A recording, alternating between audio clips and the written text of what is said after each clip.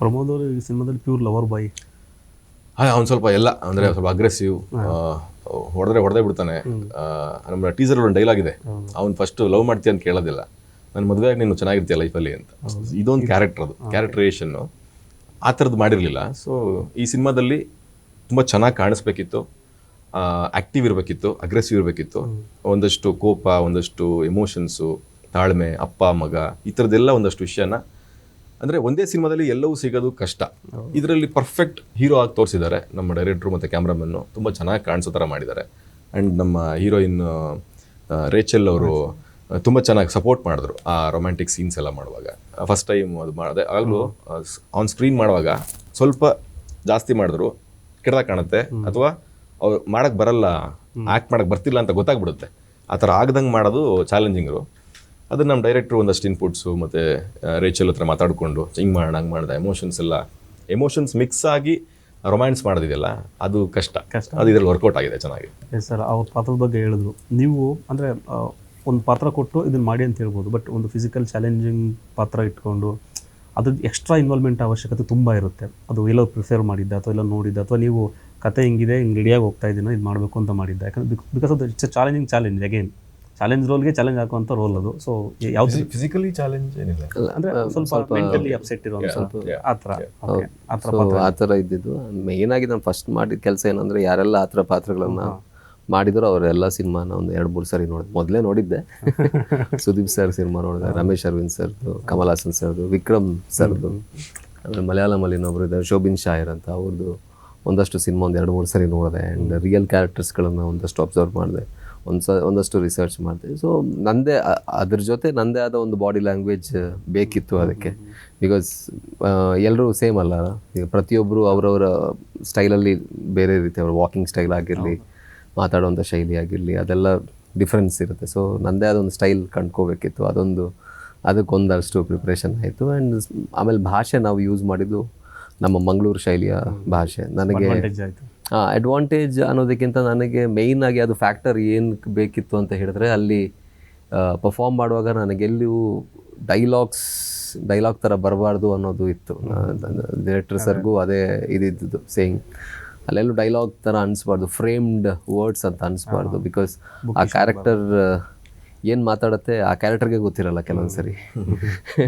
ಅದೇ beauty of the character. So ಹಂಗಿರುವಾಗ ಕೆಲವೊಂದು ಸರಿ ಇಂಪ್ರಾಂಪ್ಟು ಆಗಿ ಆ ಮೂಮೆಂಟಲ್ಲಿ, ಈಗ ಪ್ರಮೋದ್ ಅಂತ ಒಳ್ಳೊಳ್ಳೆ ಆ್ಯಕ್ಟರ್ಸ್ ಇರೋವಾಗ ಏನಾಗುತ್ತೆ ಅಂತ ಹೇಳಿದ್ರೆ, ಅವ್ರು ಗಿವ್ ಆ್ಯಂಡ್ ಟೇಕ್ ಇರುವಾಗ ಟಪ್ ಅಂತ ಇನ್ನೊಂದೇನೋ ಬರ್ಬೋದು, ಅದು ನಮಗೂ ಗೊತ್ತಿಲ್ಲ ಅದು ವರ್ಡ್ ಏನು ಅಂತ, ಒಂದಷ್ಟು ವರ್ಡ್ಸ್ ಆಗಿರಲಿ, ಎಕ್ಸ್ಪ್ರೆಷನ್ಸ್ ಆಗಿರಲಿ. ಸೊ ಹಂಗಾಗಿ ಹಂಗೆ ಬರಬೇಕು ಅಂತ ಹೇಳಿದ್ರೆ ನನಗೆ ಅದು ಲೈಕ್ ಬೈ ಬರ್ತ್ ನನಗೆ ಯಾವ ಭಾಷೆ ಶೈಲಿ, ನನಗೆ ಕನ್ನಡನೇ ಮಾತಾಡಿದ್ದು, ಬಟ್ ಮಂಗಳೂರು ಶೈಲಿ ಕನ್ನಡ ಮಾತಾಡಿದ್ರಿಂದ ಏನೇ ಮಾತಾಡಿದ್ರು ಅದು ಫ್ರಮ್ ಹಾರ್ಟ್ ಬರ್ತಾ ಇತ್ತು, ರಿಯಲ್ ಅನ್ಸಿರುತ್ತೆ. ಸೊ ಅದು ನನಗೆ ಭಾಳ ಅಡ್ವಾಂಟೇಜ್ ಆಯಿತು. ಪೃಥ್ವಿಯಂಬರ್ ಅವ್ರು ಆ್ಯಕ್ಟಿಂಗ್ ಮಾಡಬೇಕಾದ್ರೆ ನೀವು ಅವರಿಂದ ಕಲ್ತಿದ್ದೇನು ಸರ್? ಏನಿಲ್ಲ, ಅದು ಅಂದರೆ ನಾವು ಆಲ್ರೆಡಿ ಪ್ರತಿಯೊಂದು ಕ್ಯಾರೆಕ್ಟರ್ಗೆ ಹೋದಾಗಲೂ ಒಂದು ಡೆಪ್ತ್ ಹೋಗೋದು ಅಭ್ಯಾಸ ಮಾಡ್ಕೊತಿರ್ತೀವಿ. ಈ ರೇಂಜಿಗೆ ಅಂದರೆ ಅದು ಯಾವಾಗಲೂ ಅಷ್ಟು ಆಳಕ್ಕೆ ಇಳಿಯುವಾಗ ಅದಕ್ಕೊಂದು ಎಕ್ಸ್ಟ್ರಾ ಎಫರ್ಟ್ ಬೇಕಾಗುತ್ತಲ್ಲ, ಅದನ್ನು ಅವ್ರು ಆಲ್ರೆಡಿ ಪ್ರಾಕ್ಟೀಸ್ ಮಾಡ್ಕೊಂಡಿದ್ರು ಅನ್ಸುತ್ತೆ. ತುಂಬ ಫಸ್ಟ್ ಶಾರ್ಟ್ ಇದ್ದಾನೆ ತುಂಬ ಖುಷಿಯಾಗಿ ಮಾಡೋಕ್ಕೆ ಶುರು ಮಾಡಿದ್ರಲ್ಲ, ಅಂದರೆ ಲೀಲಾಜಾಲವಾಗಿ ಮಾಡೋಕ್ಕೆ ಶುರು ಮಾಡಿದ್ರಲ್ಲ, ಅದು ನನಗೆ ಇಷ್ಟ ಆಯಿತು. ಎಫರ್ಟ್ಸ್ ಕಾಣಿಸ್ತಿಲ್ಲ ಅಲ್ಲಿ, ಬಟ್ ಆಲ್ರೆಡಿ ಮಾಡ್ಕೊಂಡಿದ್ರಲ್ಲ, ಆ ಪ್ರಿಪ್ರೇಷನ್ ಅಷ್ಟು ಟೈಮ್ ತೊಗೊಂಡಿರ್ತಾರಲ್ಲ, ಅದು ನಂಗೆ ಇಷ್ಟ ಆಯಿತು ಆ್ಯಕ್ಚುಲಿ. ನಿಮಗೆ ಸರ್? ಅಲ್ಲ, ಪ್ರಮೋದ್ ಅವ್ರ ಬಗ್ಗೆ ಹೇಳ್ಬೇಕಂದ್ರೆ ಕನ್ವಿಕ್ಷನ್, ಅವರು ಏನು ಮಾಡ್ತಾರೆ ಅದರಲ್ಲಿ ತೀರಾ ಒಂದು ದೊಡ್ಡ ಕನ್ವಿಕ್ಷನ್ ಇಟ್ಕೊಂಡು ಮಾಡ್ತಾರೆ. ಆ್ಯಂಡ್ ತುಂಬ ಮುತುವರ್ಜಿ ಇಟ್ಕೊಂಡು ಮಾಡ್ತಾರೆ ನಾನು ನೋಡಿರೋ ಮಟ್ಟಿಗೆ. ನಾನು ಸ್ವಲ್ಪ ಹೆಂಗೆ ಅಂದರೆ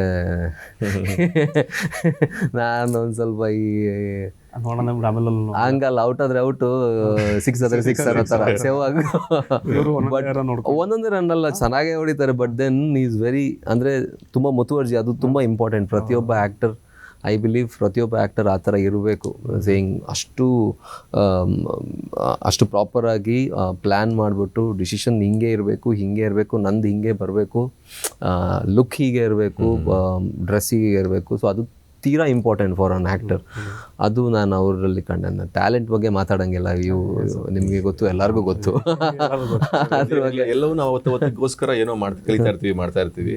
ಇವ್ರು ಹೇಳ್ದಂಗೆ ಆ ವಿಷಯ ಹೌದು, ನನಗೆ ಸ್ವಲ್ಪ ಆ್ಯಕ್ಚುಲಿ ಸೆಟ್ಟಲ್ಲಿ ನಾನು ಕಾಮಿಡಿ ಎಲ್ಲ ಮಾಡ್ಕೊಂಬಿಡಕ್ಕಾಗಲ್ಲ ನನಗೆ. ಎಲ್ಲರೂ ಹೇಳ್ತಿರ್ತಾರೆ ನಗ್ನಗ್ತಾ ಮಾಡಿದ್ವಿ ಅಂತ, ನಂಗೆ ಆಗಲ್ಲ ಹಂಗೆ. ನಾನು ಅಲ್ಲೇ ಕ್ಯಾರೆಕ್ಟರ್ಲೇ ಏನೋ ಯೋಚನೆ ಮಾಡ್ತಾರೆ, ಏನೋ ಒಂದು ಹೊಳೆಯುತ್ತೆ, ಏನೋ ಮಾಡ್ತಿರ್ತೀವಿ, ಸ್ವಲ್ಪ ಸೀರಿಯಸ್ ಇರ್ತೀನಿ ನಾನು. ತುಂಬ ಜನ ಆ್ಯಕ್ಟ್ ಮಾಡಿದವ್ರಿಗೆ ಹೇಳ್ತಿರ್ತಾರೆ ನನ್ನ ಜೊತೆ ಭಯಂಕರ ಸೀರಿಯಸ್ ಅವನು ಅಂತ. ಅಂದರೆ ಅದೇನೋ ಗೊತ್ತಿಲ್ಲ ನನಗೆ, ಒಂದರಲ್ಲೇ ಇರಬೇಕು. ಸಂಜೆ ಪ್ಯಾಕಪ್ ಆಗೋವರೆಗೂ ಆಲ್ಮೋಸ್ಟ್ ಅದ್ರ ಬಗ್ಗೆ ಯೋಚನೆ ಮಾಡ್ತಾ ಇದ್ರೆ ಏನೋ ಒಂದು ಹೊಸದು ಹೊಳಿಬೋದು, ಏನೋ ಒಂದು ಬೇರೆ ಮೆನರಿಸಮ್ ಮಾಡ್ಬೋದು ಅಂತ. ಬಟ್ ಪೃಥ್ವಿ ಜೊತೆ ಚೆನ್ನಾಗಿತ್ತು, ನಾನು ತುಂಬ ಎಂಜಾಯ್ ಮಾಡಿದೆ. ಏನೋ ಮಲ್ಟಿ ಸ್ಟಾರ್ ಜೊತೆ ಸಿನಿಮಾ ಆ್ಯಕ್ಟಿಂಗ್ ಮಾಡೋದು ಅನಿಸಿದೆ ಸರ್ ನಿಮಗೆ? ಅದು ಫೀಲ್ ಆಗಿದೆಯಾ? ಈ ಪೊಟೆನ್ಷಿಯಲ್ ಇರೋ ಕ್ಯಾರೆಕ್ಟರ್ ಸಿಕ್ಕಿದಾಗ ಅದನ್ನ ಮಾಡಿದಾಗ ತುಂಬ ಜನಕ್ಕೆ ರೀಚ್ ಆಗ್ತಿವೆ. ನೋಡಿ, ರತನ್ ಪ್ರಪಂಚ ಅನ್ನೋ ಸಿನಿಮಾದಲ್ಲಿ ಧನು ಜೊತೆ ಧನಂಜಯ ಅವ್ರ ಜೊತೆ ಮಾಡಿದ್ದು ಆ ಪಾತ್ರ ಎಲ್ಲರೂ ಮಾತಾಡ್ತಿದ್ದಾರೆ ಇವತ್ತಿಗೂ. ಆ ಪಾತ್ರನ ತುಂಬ ಜನ ಬೇರೆ ಭಾಷೆಯವ್ರು ನೋಡಿದ್ದಾರೆ, ಬೇರೆ ಭಾಷೆಯಿಂದ ಕಾಲ್ಗಳು ಬರ್ತಿದೆ ನನಗೆ. ಈಗ ರೀಸೆಂಟಾಗಿ ಒಂದು ತೆಲುಗು ಸಿನಿಮಾ ಮಾಡ್ತಿದ್ದೀನಿ ನಾನು. ಆ ಸಿನಿಮಾ ಬಂದಿದ್ದೆ ರತನ್ ಪ್ರಪಂಚ ಕ್ಯಾರೆಕ್ಟರ್ ನೋಡಿ. ಆ ದೊಡ್ಡ ಟೀಮು, ದೊಡ್ಡ ಪ್ರೊಡಕ್ಷನ್ ಹೌಸು, ದೊಡ್ಡ ಹೀರೋ, ಅವ್ರು ಅದನ್ನ ನೋಡಿ ಈ ಹುಡುಗನೇ ಮಾಡಬೇಕು ಅಂತ, ಅಂದರೆ ಅಷ್ಟು ಇಂಪ್ಯಾಕ್ಟ್ ಆಗಿದೆ ಅಂತ. ಸೊ ನೋಡಿದ್ರೆ ಮಿಸ್ ಮಾಡ್ಕೊಂಡಿದ್ರೆ, ಸೈಡ್ ಆ್ಯಕ್ಟಿಂಗ್ ತಾನೇ ಬೇಡ ಅಂತ ಮಿಸ್ ಮಾಡ್ಕೊಂಡಿದ್ರೆ ಮಿಸ್ ಆಗಿರೋದು. ಇನ್ಫ್ಯಾಕ್ಟ್ ಇವತ್ತು ಪೃಥ್ವಿ ಪ್ರಮೋದ್ ಅಂತಂದರೆ ಅನ್ನೋದಕ್ಕಿಂತ ರತನ್ ಪ್ರಪಂಚ ಉಡಾಳ್ ಬಸ್ ಇದೆ ಅಂತ ಅವ್ರು ಒಂದಿದ್ದಕ್ಕೆ ಆ ಪ್ರಮೋದ ಪೃಥ್ವಿ ಹಂಗೆ ಅಂದ. ದಿಯಾ ಸಿನಿಮಾ ನೋಡಿದ್ಯಾ? ಅವನು ಅವರ ಅಂತಂದ್ರು. ನಿಮ್ಗೆ ಅನಿಸಿದೆ ಸರ್ ಆ ಫೀಲ್? ಆಬ್ವಿಯಸ್ಲಿ ನನ್ನ ಪಾಯಿಂಟ್ ಅಪ್ ಏನಪ್ಪ ಅಂತ ಹೇಳಿದ್ರೆ, ಯೂಶಲಿ ಪಾತ್ರಗಳು ಇಂಪಾರ್ಟೆಂಟ್. ಕತೆ ಅಂದಮೇಲೆ ಈಗ ನೀವು ಕಾದಂಬರಿ ಓದ್ತೀರಾ, ಕಾದಂಬರಿಲಿ ಭಾಳಷ್ಟು ಪಾತ್ರಗಳಿರುತ್ತೆ. ಯಾವುದಾದ್ರೂ ಒಂದು ಪಾತ್ರ ನಮಗೆ ಹಾಂಟ್ ಮಾಡುತ್ತೆ, ಆ ಪಾತ್ರ ನಾಯಕನೇ ಆಗಿರಬೇಕು ಅಥವಾ ಏನಿರಬೇಕು ಅಂತ. ನಾಯಕ ಅಂತ ಕೊಟ್ಟಿರೋದು ಪ್ರಾಯಶಃ ಬರ್ದಿರೋರು, ಬಟ್ ಓದೋವಾಗ ಯಾರಿಗೆ ಯಾವ ಪಾತ್ರ ನಾಯಕ ಆಗಿರುತ್ತೆ ಗೊತ್ತಿಲ್ಲ ನಾವು.